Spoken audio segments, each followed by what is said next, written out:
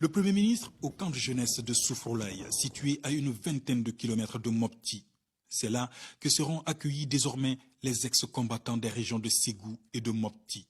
Le chef du gouvernement vient ainsi lancer officiellement les opérations spéciales de démobilisation, désarmement et réinsertion dans le centre du pays.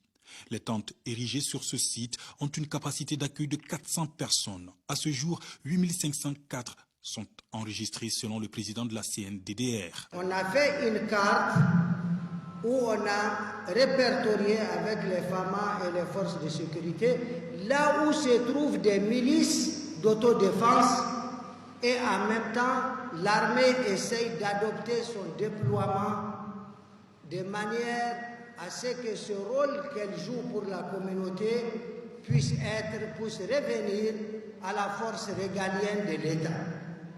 Donc il faut qu'on soit très clair ici parce que les gens ils ont toujours cette manœuvre de transformer les choses. Il ne s'agit pas de désarmer X pour l'exposer à Y. Et le désarmement est volontaire. Zahabi Ould Sidi Mohamed a tenu à apporter également certaines précisions sur les critères de recrutement dans ce processus. Certains parmi ces combattants seraient éligibles à faire partie des FAMA. Mais éligibles s'ils répondent aux critères d'aptitude physique, d'âge et aussi de moralité.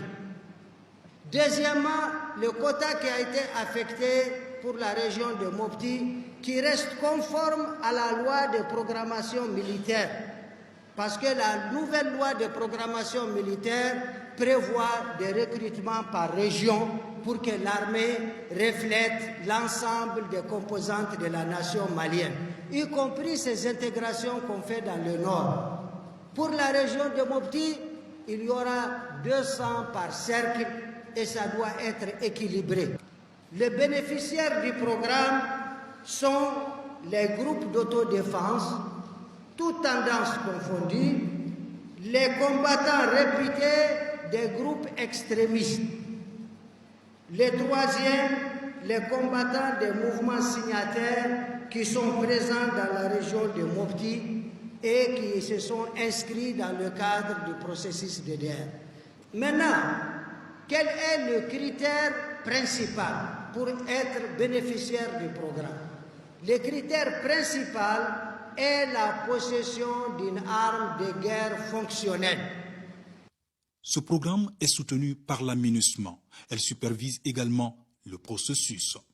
D'ores et déjà, la MINUSMA va participer au désarmement, à l'enregistrement biométrique des combattants comme on l'a fait ailleurs, au screening, à la sensibilisation aux droits de l'homme, à la protection de l'enfance, au dépistage volontaire et information sur le VIH-Sida et fournira également un kit de sortie et un pécule à chaque élément éligible du processus. Les autorités du pays appellent donc les jeunes combattants à venir déposer les armes pour saisir cette opportunité. Et la Commission nationale en charge du DDR entend s'appuyer sur les leaders communautaires pour expliquer et sensibiliser les acteurs concernés.